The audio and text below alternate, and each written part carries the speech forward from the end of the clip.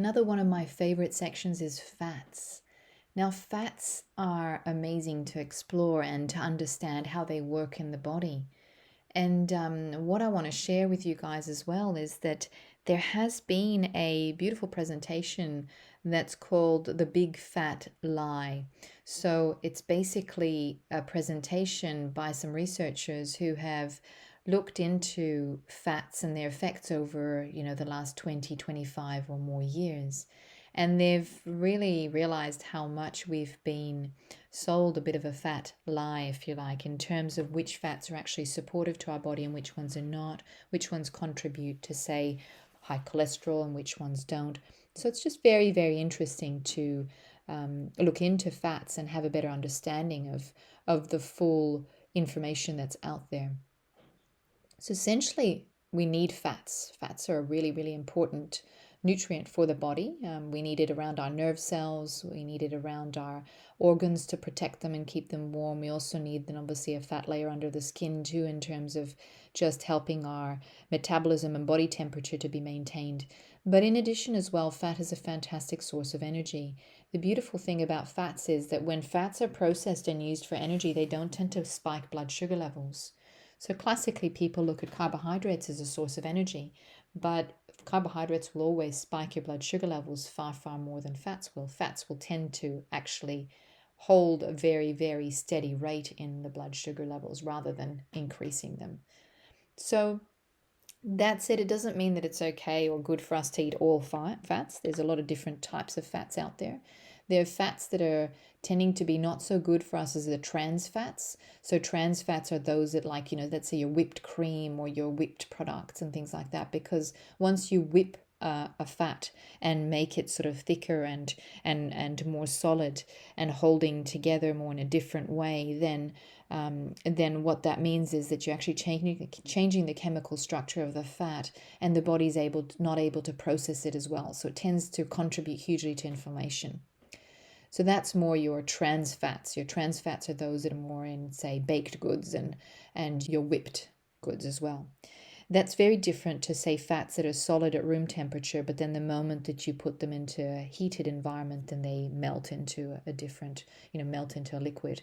And so that's a different form of fat I'm talking about. So if we're looking at the fats that are more supportive, then I've got a little bit of a list here. And it says things like your olive oil, macadamia oil, which are particularly your monounsaturated oils or monounsaturated fatty acids. And they're ones that tend to have high antioxidants in them and support the body hugely. Then we've also got your oils such as your coconut oil, which is more your saturated fats, but they're short chain ones. So your body's able to process them a lot better and they don't tend to be so much of a problem. Then you got your things like your flaxseed oil, which obviously you don't want to be cooking with. Always keep it cold. Then you've got your fish oils, same thing. You don't want to be, heating up preferably fish oils because that tends to turn them or make them go rancid. Then you've got your nuts and seeds and nut and seed butters, which similar to your macadamia and olive oil are high in monounsaturated fatty acids. Then you got your avocados, similar as well, and fats for animal sources, which is skin off your chicken, duck fat, salmon skin, and obviously any obvious fats that are on meat cuts. They tend to be more saturated fats, but again, the body can process those quite well, provided it's got other things balanced in the diet as well.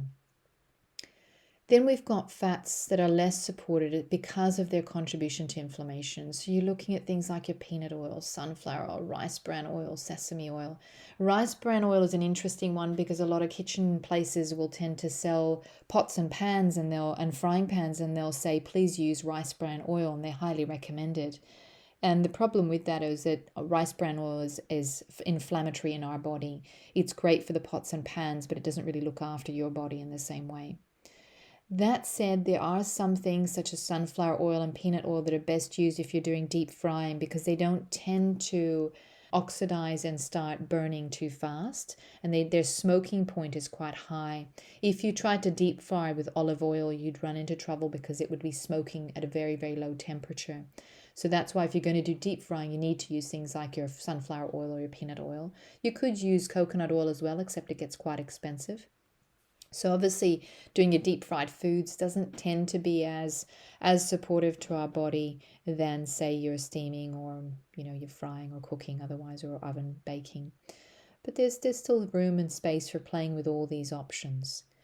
So if we have a look here at the quality fats that are generally supportive, we can go through that and we can see we've got your nuts and seeds included there, avocados put in there as well, and you've got your fats from your animal sources.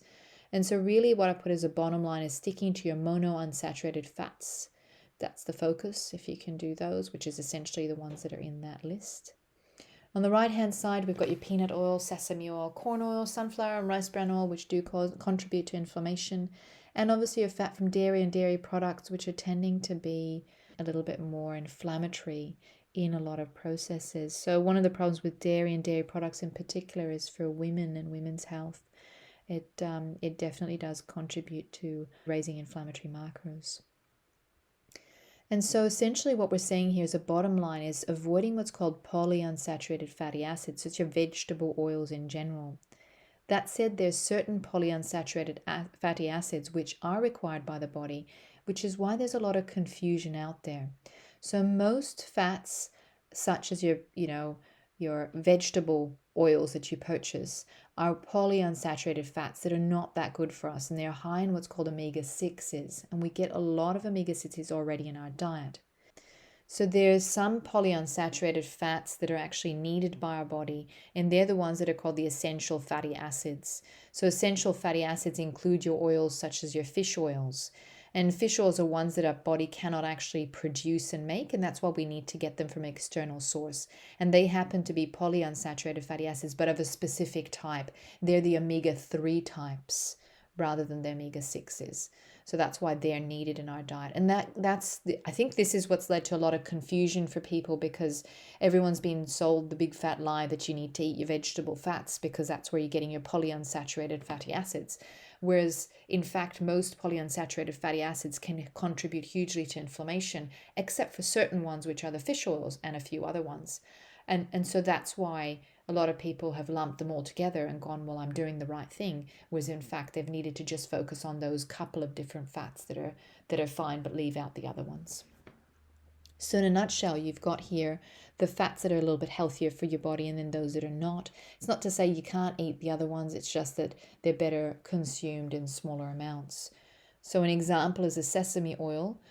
Sesame oil is a beautiful oil to use, particularly if you're using it in Asian style cuisine, with the toasted sesame oil on your seaweed and cucumber salads. They're absolutely amazing to have and great to have every now and then. Okay, that wraps up this section, and we will see what's remaining.